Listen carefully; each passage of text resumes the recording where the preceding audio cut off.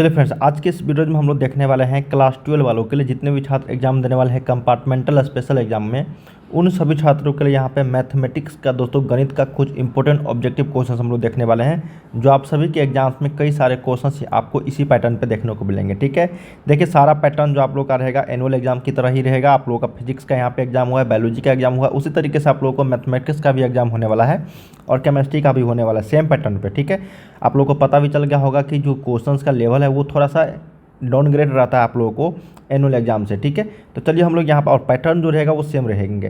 Total पूर्णांक जो आप लोगों को 100 मार्क्स को देखने को मिलेंगे।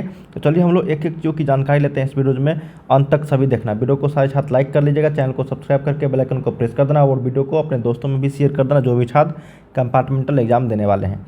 तो चलिए हम लोग एक एक प्रश्नों को यहाँ पे देखते हैं। इससे पहले मैं आप लोग को बताऊँगा और भी काफ़ी सारे क्वेश्चन का प्रैक्टिस सेट करना चाहते हैं तो इस वेबसाइट की मदद से कर सकते हो। गूगल पे लिखना starkstudypoint.com, ये इसी चैनल का ऑफिशियल वेबसाइट है। ठीक है, वहाँ पे आप लोगों को कई सारे क्वेश्चंस देखने को मिल जाएंगे हर एक सब्जेक्ट का।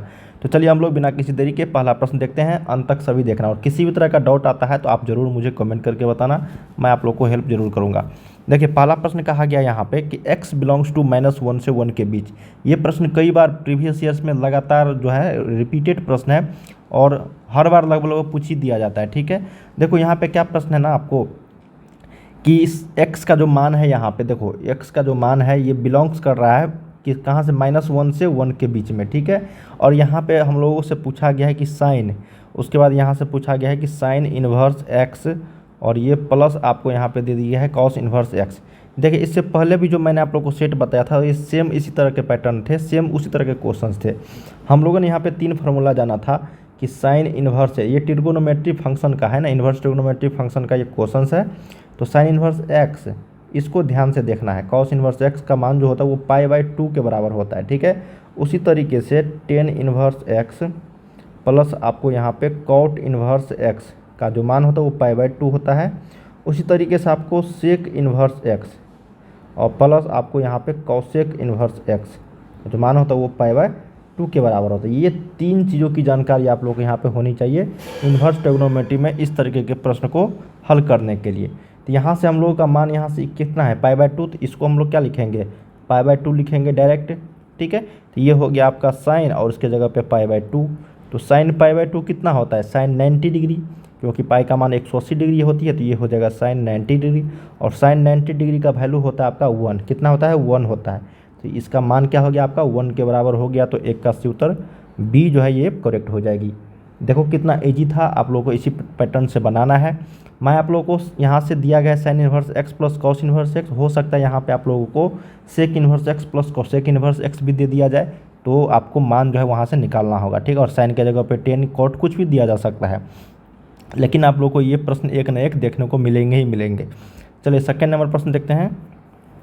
देखो दूसरा नंबर प्रश्न कहा गया है कि यदि 2 तल है, ठीक है, यदि दो तल है, कोई 2 प्लेन्स है जिसका इक्वेशन दिया गया है फर्स्ट का और सेकंड का और बताया गया है परस्पर। देखो ये तो इक्वेशन दिया गया है और साथ में यहाँ पे ये जो मेन है परस्पर लंब हो, एक होता है परस्पर समानांतर हो, ठीक है, और एक होता है परस्पर लंब हो। तो इसको, इस चीज़ों को आप लोग को यहाँ पे देखना है।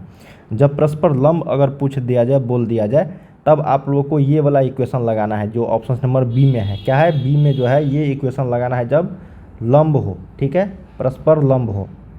जब आपको ये वाला दिया रहे, ये वाला, तो समझना कि ये समानांतर हो। क्या है, समानांतर होने के लिए शर्त। तो ये दोनों चीज़ों को आप लोग यहाँ पे याद रखना है। ठीक है ना, और ये लंब होने के लिए शर्त है।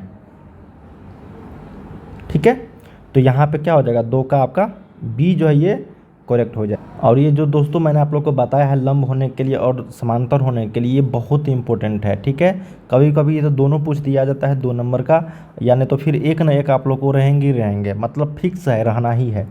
ठीक है, तो 2 का आपको बी के साथ चलना है यहाँ पे, लंब होने वाला शर्त। ठीक है, इस तरीके से आपको a1 a2 plus b1 b2 plus c1 c2। चलिए, किसी भी तरह का दिक्कत आता है ज़रूर कमेंट करना। अब थर्ड नंबर प्रश्न देखो, काफ़ी शानदार है। ये प्रश्न भी कई बार देखने को मिलेंगे। डॉट प्रोडक्ट है, ये जो डॉट यहाँ पे दिया गया इसको हम लोग क्या बोलते हैं, डॉट प्रोडक्ट बोलते हैं। ये वेक्टर का क्वेश्चन है। तो डॉट प्रोडक्ट में हम लोग जानते होंगे एक चीज़ होता है यहाँ पे याद करने वाला कि अगर i डॉट i है तो आपको 1 लगाना है, जे डॉट जे है तो आपको एक एक होता है इसका मान, के डॉट के होगा तो 1 होगा। अगर आई डॉट जे होगा बराबर जे डॉट आई होगा, ठीक है, या फिर आई डॉट के होगा, इसका मान जो है 0 हो जाता है। मतलब अगर सेम डॉट में है, सेम वेक्टर है तो इसका मान 1 होगा, और अगर अलग अलग है तो उसका मान क्या होगा, 0 होगा। तो ये चीज़ आपको ध्यान में रखनी है। तो चलिए इसी पे हम लोग क्या करेंगे, यहाँ पे क्वेश्चंस बनाएंगे। तो आई से आई वाला को मल्टीप्लाई करेंगे, ठीक है, तो ये हो जाएगा 2, और आई डॉट आई जो होगा वो 1 होगा, तो डायरेक्ट मैं 2 लिख रहा हूँ यहाँ पे। जे से जे वाले को करेंगे तो 5, और यहाँ पे कोफिशिएंट कुछ नहीं है तो इसका मतलब 1 है यहाँ पे, तो यहाँ पे 5 हो गया। और यहाँ पे 10 के से 1 के को मल्टीप्लाई करेंगे तो यहाँ पे 10 होगा, तो 10 5 15 2 17। देखो डॉट प्रोडक्ट काफ़ी इजी होता है आपको निकालना। तो यहाँ पे 3 का जो हो जाएगा ये सी जो है यहाँ पे राइट हो जाएगा, 17 हो जाएगी। बहुत ही शानदार प्रश्न था ये, और बहुत ही सिंपल इंपॉर्टेंट क्वेश्चन था, लगातार पूछे जाने वाले प्रश्न है ये। क्या मैंने बताया, डॉट प्रोडक्ट में अगर सेम आपको वेक्टर रहे तो एक मल्टीप्लाई करोगे डॉट प्रोडक्ट में तो एक उसका वैल्यू होता है। अगर अलग अलग प्रोडक्ट रहेगा वेक्टर का, जैसे आई डॉट जे रहेगा, के डॉट आई रहेगा, या फिर आई डॉट जे रहेगा, ठीक है, आई डॉट के रहेगा, उसका वैल्यू आपको 0 हो जाता है, ठीक है। तो आई डॉट जे में देखो यहाँ पे मैंने सिर्फ और आई में क्यों मल्टीप्लाई किया, क्योंकि इसका मान 1 हो जाता। अगर आई देखो यहाँ पे आई है और उसके बाद डॉट है यहाँ पे 5J है, तो आई डॉट जे तो क्या होता है, 0 होता है, तो इसका मान भी 0 हो जाएगा। तो इसलिए हम लोगों ने 0 में यहाँ पे जोड़ा नहीं है, क्योंकि किसी भी संख्या में अगर 0 जोड़ेंगे तो वही मान होगा। जैसे 2 में अगर 0 जोड़ते हैं तो क्या होगा, 0 का कोई वैल्यू नहीं होगा, तो 2 + 0 2 ही होगा। इसी तरीके से आपको सिंपल प्रश्न था, मैं आपको समझाने के लिए बोल रहा हूँ। चलिए अगला प्रश्न 4th नंबर कहा गया है, ये प्रोबेबिलिटी का क्वेश्चन है। कहा गया कि स्वतंत्र घटनाओं ए और बी के लिए पी ए का मान, प्रोबेबिलिटी ऑफ ए का मान 0.7 है, प्रोबेबिलिटी ऑफ बी का मान 0.6 है, तो पी ए इंटरसेक्शन बी, देखो ये इस तरीके से लगा है ए इंटरसेक्शन बी, तो इसका मतलब हुआ इंटरसेक्शन। क्या हुआ, इंटरसेक्शन। अगर इसी में ए ये वाला साइन रहता तो ये इसको बोलते हैं ए यूनियन बी। ये दोनों चीज़ पूछा जाता रहा है, तो इसका फॉर्मूला आप लोगों को यहाँ पे याद रखना। तो यहाँ से हम लोगों से क्या निकालना है, देखो पी ए का मान दे दिया गया है, कितना दिया है, 0.7 दिया है। पी बी का वैल्यू दे दिया गया है आपको 0.6, तो पी यहाँ पे पी ए इंटरसेक्शन यहाँ पे बी पूछा गया है, ठीक है। तो इसका वैल्यू होता है आपका, सूत्र होता है ये पी ए डॉट आपका होता है यहाँ पे पी बी, ठीक है, या फिर आपको पी ए बी। तो यहाँ पे हम लोग को 2 अलग अलग मान दिया गया है, तो यहाँ पे हो जाएगा 0.7, और ये डॉट है यहाँ पे, तो यहाँ पे 0.6 मल्टीप्लाई कर दो डायरेक्ट, ये हो जाएगा 0.7 तो 2 दशमलव के बाद 0.42। देख लेते हैं किस ऑप्शन में। हाँ, ऑप्शन नंबर आपका क्या हो जाएगा, यहाँ पे डी करेक्ट हो जाएगी, 4 का डी। ये सूत्र पे आधारित था, सिंपल प्रश्न था, आपको याद रखना है होगा सूत्र ए इंटरसेक्शन बी का। यहाँ पे फार्मूला आप लोगों को P A dot P B हो जाएगा। ऑप्शन नंबर आपको डी के साथ चलना है। अब देखो 5th नंबर जो प्रश्न है, कहा गया है कि यदि एक रेखा की दिक को जाए, डायरेक्शन कोसाइंस दिया गया है 1/√26, 3/√26 और x/√26, तो x का मान क्या होगा। तो जब भी आप लोगों को दिक को जय दिया रहता है तो ये √26 जो दिया गया है दोस्तों, ये √26, ये जो ऊपर में दिया गया है आपको, इसी का क्या है, ये स्क्वायर है। क्या है, ये स्क्वायर है इसी का। तो हम लोग क्या करेंगे, इसको रूट में डाल देंगे यहाँ पे, ठीक है। तो ये हो जाएगा 1 का स्क्वायर प्लस 3 का स्क्वायर, और ये प्लस आपको x का स्क्वायर। तो यहाँ से हम लोग क्या करेंगे, x का वैल्यू निकाल लेंगे। तो रूट से रूट गया आपका, तो यहाँ पे बचेगा 26, 1 का स्क्वायर 1, 3 का स्क्वायर 9, प्लस यहाँ पे x स्क्वायर। तो 9 1 10, 26 इस साइड लेकर आएंगे तो 26 में से 10 गया 16 बराबर x स्क्वायर। तो ये हो गया आपका x स्क्वायर बराबर 16। तो x का वैल्यू क्या आ गया आपका, +-4 आ गया। क्या हो गया, +-4। तो यहाँ पे प्लस का वैल्यू यहाँ पे दिया गया है, तो यहाँ पे प्लस आपको 4, ठीक है। जो ऑप्शन नंबर आपका बी में है यही करेक्ट है। क्या है, 5 का बी।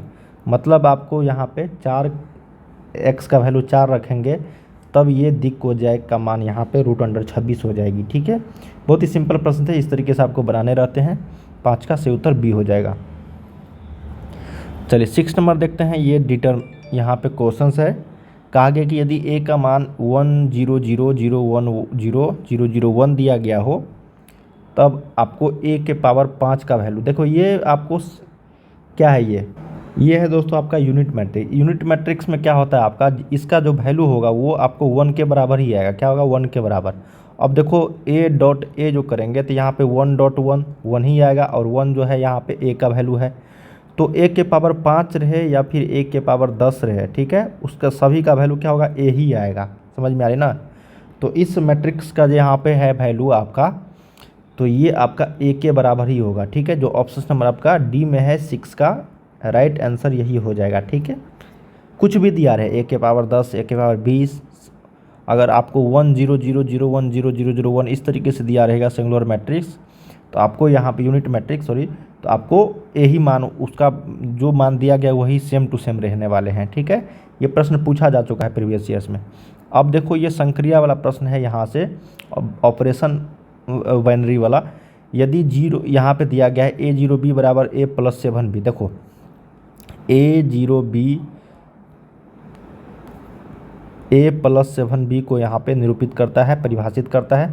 उसी तरीके से 1 0 फिर 2 0 3 है, तो हम लोग 2 0 3 को a मान लेते हैं, उसको ये b मान लेते हैं। तो इसको अगर हल करेंगे तो यहाँ पे a+7b करेंगे तो 2+7 गुने b, तो ये कितना हो जाएगा आपका 2 + 21, तो 23 हो जाएगा। तो फिर 1 0 23, अब इसको a+7b करेंगे तो 1 + 7 गुने 23, तो 7 3 21, यहाँ पे कितना हो जाएगा, ये 162 हो जाएगा। ठीक है, क्योंकि 23 को 7 से मल्टीप्लाई करेंगे तो 161 + 1 162। ऑप्शन नंबर आपका बी जो है ये करेक्ट हो जाएगी। चलिए 8 नंबर प्रश्न देखते हैं, के डॉट के। अभी देखो ये जो सिंपल प्रश्न है के डॉट के, अभी जस्ट हम लोगों ने बात किया है कि अगर आई डॉट आई रहे तो 1 होगा, जे डॉट जे रहे तो 1 होगा, के डॉट के रहे तो 1 होगा। सभी पे ऊपर आप लोगों को वेक्टर लगा लेना है। ठीक है, तो यहाँ पे के डॉट के पूछा गया है तो क्या होगा, 1 होगा। ऑप्शन नंबर आपको बी के साथ चलना है 8 का। अब 9 नंबर देखो, अब जे क्रॉस के, ये क्रॉस वेक्टर है यहाँ पे। ठीक है, उसमें क्या होता था आप लोगों को, अगर आई डॉट आई बराबर, देखो आई डॉट आई बराबर 1 होता था, इसमें अगर आई क्रॉस आई है तो ये 0 हो जाता है। ठीक है, क्या होता है, ये 0 हो जाता है। और वहाँ पे होता था आई डॉट जे का मान 0 होता था, और यहाँ पे जो होगा आई क्रॉस जे का मान जो होगा वो अगला हो जाएगा के वेक्टर के बराबर हो जाएगा। ठीक है, तो जे क्रॉस के जो है आपका वो आई वेक्टर के बराबर हो जाएगा, फिर के क्रॉस आई जो है आपका वो जे वेक्टर के बराबर हो जाएगा। ठीक है, तो इसको आप लोग को ध्यान में रखना है।